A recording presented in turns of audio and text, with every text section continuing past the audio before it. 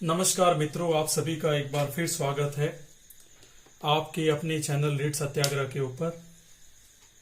और हमारा एक ही प्रयास है, your success is our success. आपकी सफलता ही हमारी सफलता है। तो आज हम बात करने वाले हैं विषय पर्यावरण अध्ययन। इसके बाद दूसरे भी हम लेक्चर लाने वाले हैं, मैथ्स के भी आएंगे यहाँ पर, साइकोलॉजी के भी आएंगे और इंग्लिश के भी आएंगे lectures. So read level first का जो विषय है पर्यावरण अध्ययन, उसके अंतर्गत हम कुछ बिंदु है जो रह गए थे उसकी बात कर लेते हैं। पहला बिंदु है दहेज प्रथा, जो आज हम अध्ययन करने वाले हैं। एक बार जोरदार सभी का स्वागत है आपके अपने चैनल रीड सत्याग्रह के पर। और आज हम जो बात करने वाले हैं, अलग अलग जो विभिन्न बिंदु है जो अध्ययनरत है। आज के बिंदु में पहला है दहेज प्रथा। इसके ऊपर भी क्वेश्चंस आते हैं। दहेज संबंधी क्या कानूनी प्रावधान है हमारे संविधान के अंदर, और धूम्रपान व नशाखोरी। देखो, चोरी नाम का मैंने टॉपिक इसलिए नहीं लिया हुआ है क्योंकि इसमें क्या है कि कुछ धाराएं हैं, ठीक है, और वो धाराएं भी कभी पूछी जाती नहीं है। चोरी क्राइम है मान लेते हैं, लेकिन जिसके ऊपर ज्यादा पूछा जाता है वो ये 3 बिंदु है, ठीक है। इन 3 बिंदु को अच्छे से हम डिस्कस कर लेते हैं। तो सबसे पहले हम बात कर लेते हैं, समझ लेते हैं कि दहेज प्रथा क्या है, ठीक है। अब यहाँ पे समझ लेना, दहेज वधु पक्ष जो होता है, आपको पता होगा, दहेज वधु पक्ष के द्वारा विवाह के अवसर पर वर पक्ष को दिया जाता है। किसको दिया जाता है? वर पक्ष को दिया जाता है। वह धन या संपत्ति हो सकती है जिसके लिए कोई आवश्यक शर्त रखी जाती है, अर्थात वधु पक्ष द्वारा वर पक्ष को विवाह के अवसर पर किसी कार्य को करवाने या नहीं करवाने की शर्त पर दी गई चल या अचल संपत्ति को हम क्या कहते हैं? दहेज कहते हैं। तो सबसे पहले यहाँ पे दहेज है क्या वो समझ लेना सबसे पहले, ठीक है। तो यहाँ लिख रहा हूं मैं, वधु पक्ष के द्वारा वर पक्ष को विवाह के अवसर, कौन से अवसर? विवाह के अवसर पर किसी कार्य को करवाने या न करवाने की शर्त पर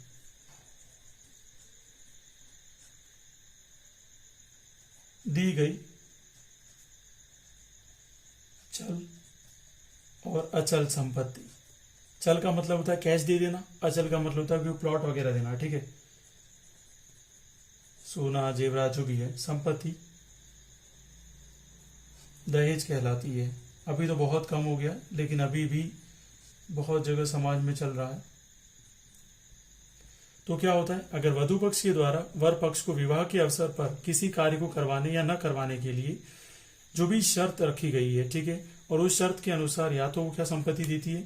चल संपत्ति देते हैं उसके परिवार वाले, या कौन सी संपत्ति देते हैं? अचल संपत्ति। तो वो क्या कहलाती है? दहेज कहलाती है, ठीक है। तो पहले तो समझ में आ गया दहेज प्रथा क्या है। अब दूसरा यहाँ पे बात कर लेते हैं, दूसरा बिंदु समझते हैं, दहेज संबंधी कानूनी प्रावधान। क्या क्या प्रावधान रखे गए हैं वो समझ लेते हैं। सबसे पहले तो दहेज संबंधी कानूनी प्रावधान।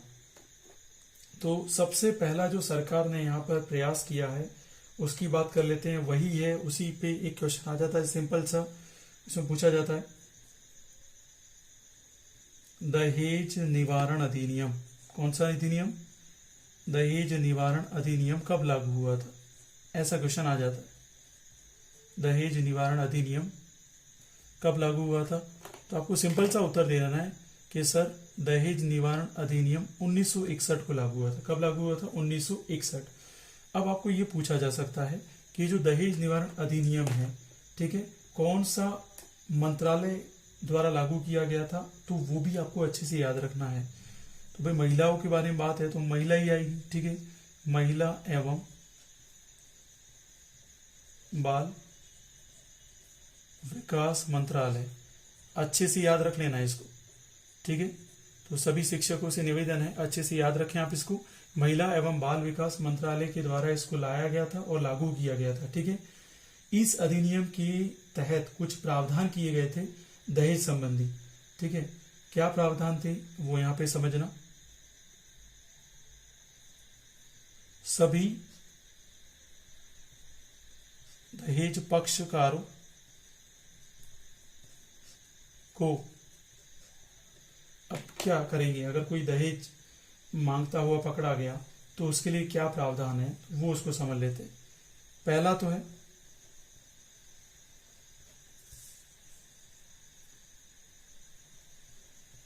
5 वर्ष की सजा।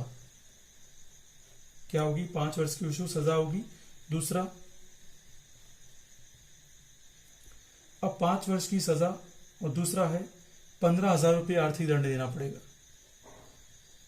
15,000 रुपये का आर्थिक दंड, ये तो बहुत ही कम है, ठीक है। मैं तो कहता हूँ बहुत ज्यादा अच्छा पनिशमेंट रखना चाहिए था, लेकिन अब जो रखा सरकार ने।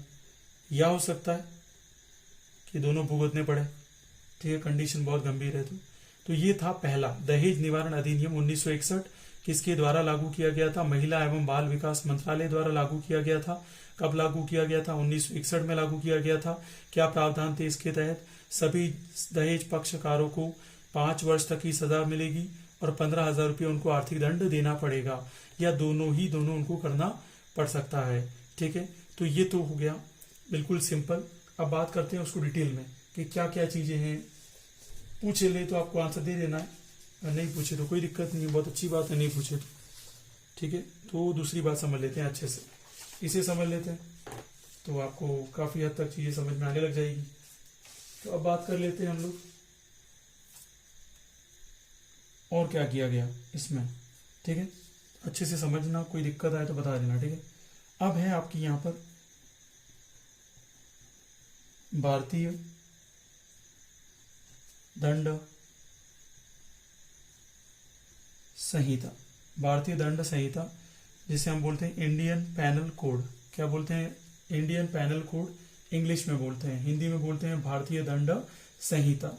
तो इसमें कुछ अलग अलग धाराएं हैं। 498। अब 498 क्या कहता है पहले मैं समझा देता हूं। इसके तहत विवाह के पश्चात वर पक्ष द्वारा वधु पक्ष को प्रताड़ित किया जाता है। अगर प्रताड़ित किया जाता है, शादी हो गई है और परेशान कर रहा है, कौन? दुल्हा परेशान कर रहा है दहेज के लिए, तो उससे संबंधित जितने भी उसके दोषी होंगे, चाहे सासू हो या ससुर जी हो, उनको 3 वर्ष तक की सजा दी जाएगी और आर्थिक रूप से जुर्माने से दंडित भी किया जा सकता है। तो यहां लिख देता हूं, आपको समझ में भी आ जाएगा, ठीक है। 498 के तहत क्या है?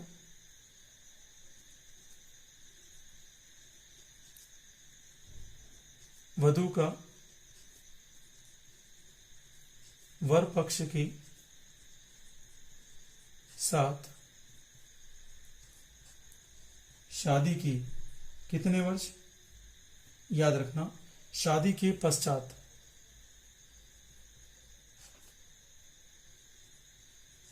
यदि वर द्वारा वधु को प्रताड़ित किया जाता है, प्रताड़ित मतलब वही हो सकता है दहेज के लिए प्रताड़ित किया जाता है, तो उससे संबंधित सभी दोषियों को, जितने भी दोषी होंगे उन सभी को, दोषियों को 3 वर्ष की सजा। कितने वर्ष की? 3 वर्ष की सजा व आर्थिक रूप से जुर्माना हो सकता है, ठीक है। अगर आप शादी कर ली, नई शादी कर ली और आप उसको दहेज के लिए परेशान कर रहे हो, लड़की ने क्या कर दिया, आपके खिलाफ केस कर दिया, तो काफी समस्या हो जाएगी, ठीक है। तो शिक्षक तो बाद में बनेंगे, समस्या ये ज्यादा हो जाएगी आपकी।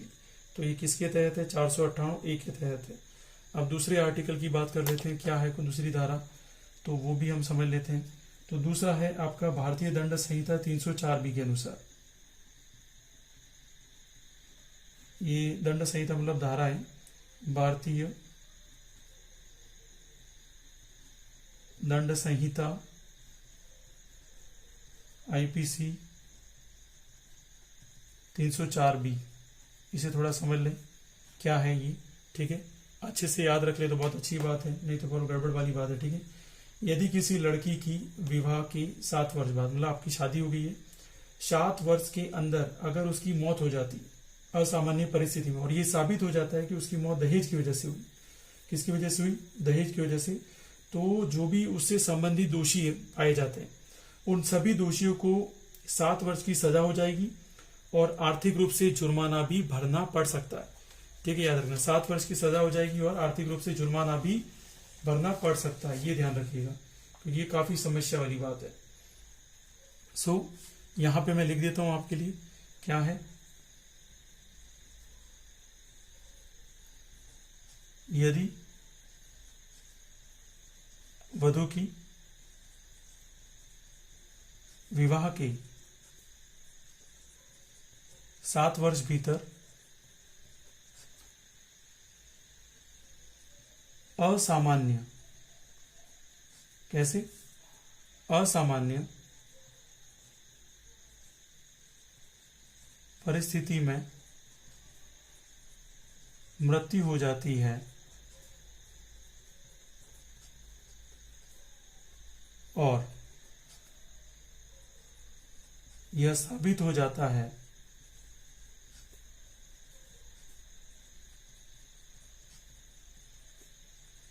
कि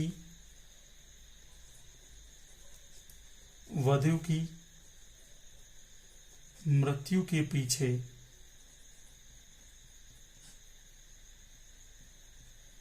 दहेज एक कारण है,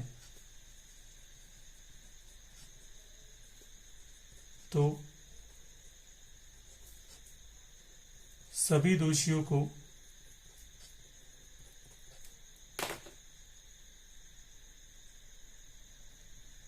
सात वर्ष की सजा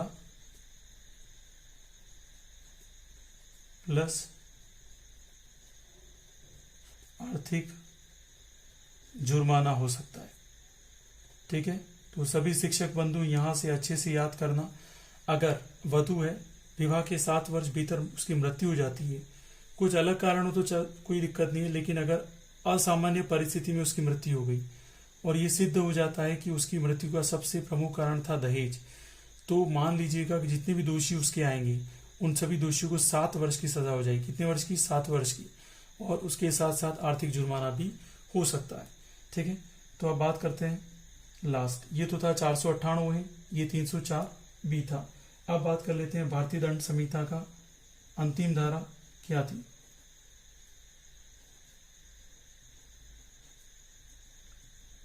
भारतीय दंड संहिता आईपीसी इंडियन पैनल कोड 406। अब 406 क्या कह रहा है उसे समझ लीजिए आप, ताकि आपको क्लियर हो जाए चीजें। 406 क्या कह रहा है, इसमें यह प्रावधान किया गया था कि विवाह विच्छेद होने के पश्चात, मतलब डाइवोर्स हो गया, मान लीजिए आपका डाइवोर्स हो गया, डाइवोर्स होने के बाद स्त्री धन आपने नहीं लौटाया, मतलब जो जेवरात लेकर आई थी वो आपने नहीं लौटाया, उस स्थिति में क्या होगा, आप जितने भी दोषी पक्षकार हैं उसको 3 वर्ष की सजा हो सकती है और आर्थिक रूप से दंडित भी किया जा सकता है, ठीक है। तो यहां लिख देता हूं, देखो विवाह विच्छेद समझते हो, डाइवोर्स तलाक की बात कर रहे हैं, वर व वधु दोनों के तलाक होने के बाद यदि वर पक्ष द्वारा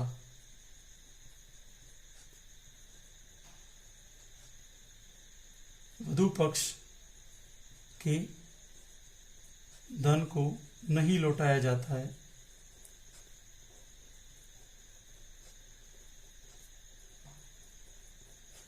नहीं लौटाया जाता है, तो 406 के तहत सभी दोषी पक्षकारों को 3 वर्ष की सजा या और दोनों आर्थिक जुर्माना हो सकता है। ठीक है, तो आपको ये समझ में आ गया होगा। अब बात कर लेते हैं कि क्या हुआ कि इसके बाद महिलाओं के ऊपर बहुत अत्याचार होने लगे। अत्याचार का मतलब ये होता है दारू पीकर उसको मारना, उसके दहेज के लिए प्रताड़ित करना। तो काफ़ी चीज़ें हुई जो कि हमारे भारतीय समाज में क्या नहीं थी, अपनाई नहीं जा सकती थी। तो उसके लिए कड़क कानून बनाना बहुत ही आवश्यक था। तो इसके लिए प्रयास किया गया। कब प्रयास किया गया था वो लिख देता हूँ। 26 अक्टूबर 2006 के दिन प्रयास किया गया था। ठीक है, तो 26 अक्टूबर 2006 के दिन महिलाओं पर होने वाले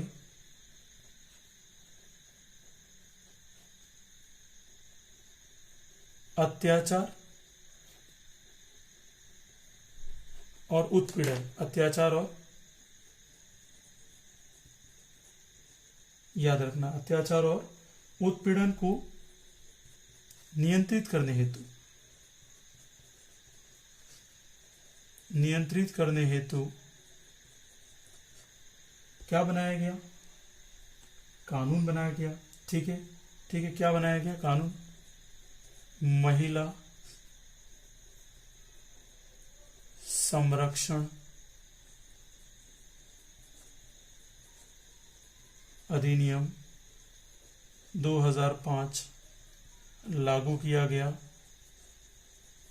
किसके द्वारा लागू किया गया? महिला एवं बाल विकास मंत्रालय। कब लागू किया गया? 26 अक्टूबर 2006 को लागू किया गया। ठीक है, लाया कब गया था? 2005 को लाया गया था। ठीक है, तो 2005 को लागू किया गया और यहाँ पर पूरे तरीके से पूरे भारत में ये लागू हुआ 26 अक्टूबर 2006 को, जम्मू कश्मीर राज्य को छोड़कर। ठीक है, तो उम्मीद करता हूँ आपको ये समझ में आ गया होगा। अब बात करते हैं अंतिम बिंदु जो कि हमारा महत्वपूर्ण है और इसके ऊपर भी प्रश्न पूछे जाते हैं। तो चलिए इसको अच्छे से समझ लेते हैं एक बार क्या है। तो बात कर लेते हैं धूम्रपान व नशाखोरी। तो ये काफ़ी देखते हैं आप, पब्लिक प्लेस में बहुत ज़्यादा सिगरेट पीते हैं, होशियारी मारते हैं, और आजकल की जनरेशन तो पूछो ही मत। ठीक है, और आप तो शिक्षक हैं, आपको तो बच्चे का भविष्य निर्माण करना है, तो आप तो ऐसा नहीं करते होंगे, ऐसा मैं समझता हूँ, और करते होंगे तो छोड़ देंगे। तो धूम्रपान और नशाखोरी की बात कर लेते हैं। तो धूम्रपान नशाखोरी क्या है? ठीक है, सिगरेट पीना पब्लिक प्लेस के अंदर, ठीक है, नशा करना कि ड्रग्स को लेना, जो कि एक तरीके से गलत है और संविधान भी इसकी आपको आज्ञा नहीं देता है। तो उसके लिए अलग अलग प्रयास किए गए, उसी प्रयास के बारे में बात करते हैं। ठीक है, तो पहला जो था 2 अक्टूबर 2008 में धूम्रपान निषेध अधिनियम लागू। धूम्रपान निषेध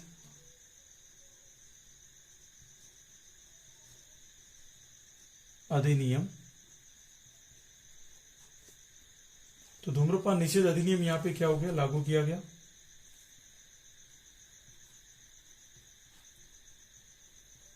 तो कब लागू किया गया था? 2008 में लागू किया गया था। इसमें ये प्रावधान किया गया था कि जितने भी आपके, इसमें क्या प्रावधान था? जितने भी सार्वजनिक स्थल हैं, सार्वजनिक स्थल पर किसी भी प्रकार का धूम्रपान करना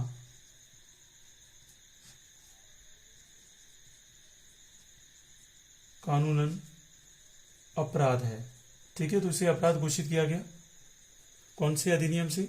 2 अक्टूबर 2008 में धूम्रपान निषेध अधिनियम से 2 अक्टूबर 2008 गांधी जयंती के ऊपर इसको लागू किया गया था। ठीक है, तो अच्छे से ध्यान रखना है। फिर जब भारत आज़ाद हुआ उसके जस्ट तुरंत ही बाद एक एक्शन हुआ था जो मैं लिखना भूल गया, अब लिख देता हूँ। ठीक है, तो उसे थोड़ा सा आप याद रख लेना। वो था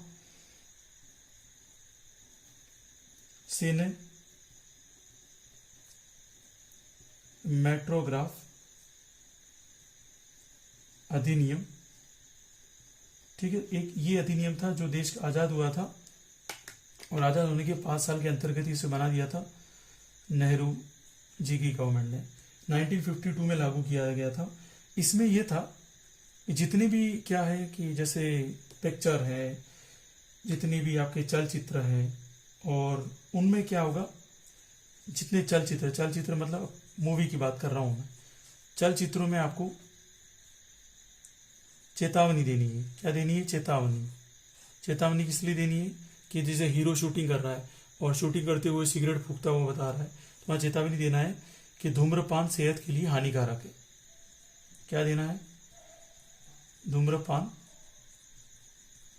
सेहत के लिए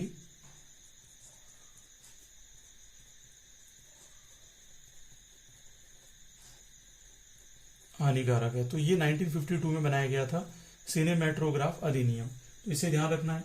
फिर और आगे बात करें तो यहाँ पर तीसरी बात जो आती है, ठीक है, और अब तो ऐसे ही प्रावधान है कि भाई जो भी आप प्रोडक्ट बेच रहे हो उसके ऊपर भी डरावने चित्र बनाओ। कैंसर हो गया है और गला फट गया है, तो काफी अलग अलग चीजें अभी आ रही है।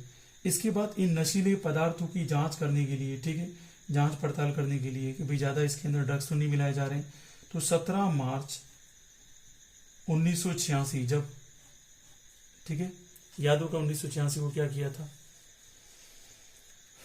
बाल श्रम निषेध अधिनियम 1986, याद करो थोड़ा सा, सब समझ में आ जाएगा।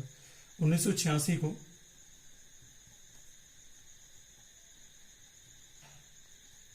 धूम्रपान तथा नशीले पदार्थों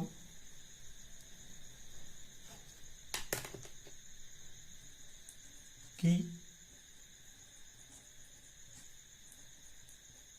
उचित जांच व पड़ताल के लिए क्या किया? केंद्र सरकार द्वारा एक ब्यूरो का गठन किया गया। केंद्र सरकार द्वारा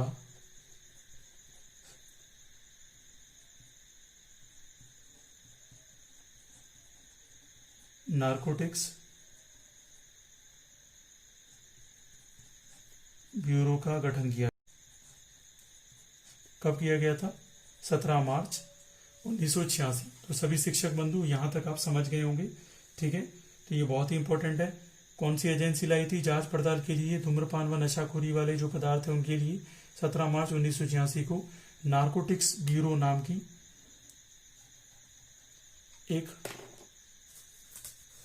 संस्था का गठन किया गया था। किसके द्वारा? केंद्र सरकार द्वारा, ठीक है, याद रखना। और एक और चीज है जो नोट करके अगर याद रख सको तो याद रखना तो पड़ेगा ही किसी भी कंडीशन में।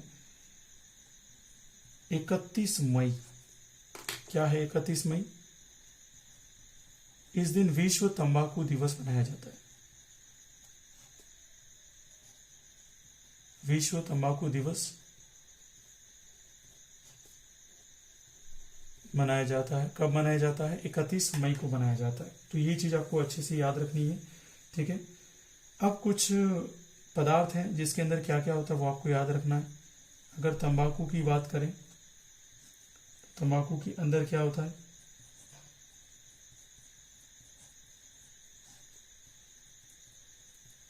निकोटीन नामक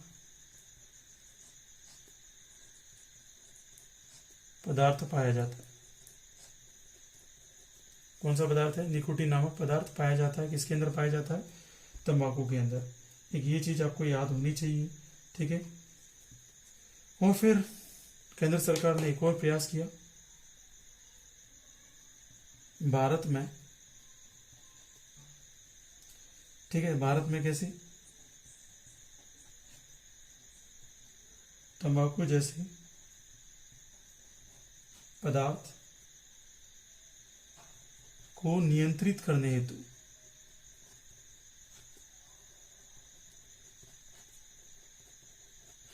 इसको नियंत्रित करने हेतु एक अनुसंधान की स्थापना की। ठीक है, एक केंद्रीय अनुसंधान की स्थापना की। ठीक है, सॉरी यहां लिखना भूल गया, केंद्रीय तंबाकू अनुसंधान, याद रखिएगा और माफ भी कीजिएगा सभी शिक्षक बंधु। एक केंद्रीय तंबाकू अनुसंधान की स्थापना की गई। और ये कहाँ स्थित है ऐसा भी पूछ सकता है, तो आपको याद रखना ये कहाँ स्थित है, आंध्र प्रदेश में स्थित है। कहाँ स्थित है, आंध्र प्रदेश में। और आंध्र प्रदेश में भी कहाँ यूं बोले तो राजमुंद्री में। कहाँ स्थित है, आंध्र प्रदेश में, राजमुंद्री में। तो ये चीजें थोड़ी आपको याद रखनी है। और एक कभी कभार पूछ ले तो पूछ ले, लेकिन लिखवा देता हूं क्योंकि अफीम नशाखोरी में आता है। तो अफीम को क्या बोला जाता है, काला सोना बोला जाता है, ब्लैक गोल्ड। और आपको एक चीज पूछ सकता है कि ये कहाँ से प्राप्त होता है, तो आपको पता है पेड़ से प्राप्त होता है। और उस पेड़ का क्या नाम है, पॉपी नाम है। ठीक है, क्या नाम है, पॉपी फेरा ऐसे बोलते हैं। ठीक है, तो आपको ये याद रखना है। तो अफीम एक नशीला पदार्थ है जिसे काला सोना भी कहते हैं। ये पेड़ से मिलता है। ठीक है, और पॉपी नाम से जाना जाता है। उस पेड़ को किस नाम से जाना जाता है, पॉपी नाम से जाना जाता है। तो ये कुछ चीजें आपको याद रखनी है। तो उम्मीद करता हूँ सभी शिक्षक बंधु रिट सत्याग्रह के ये जो दिया गया कंटेंट है और समझाया गया कंटेंट है उससे संतुष्ट हुए होंगे। और 100% गारंटी है कि जो मैं पढ़ा रहा हूँ उसमें पढ़ के जाएंगे तो आपके 25 में से तो 22 क्वेश्चन यहाँ से फंसेंगे ही फंसेंगे। ठीक है, तो आज के लिए इतना ही। धन्यवाद मित्रों, फिर मिलते हैं।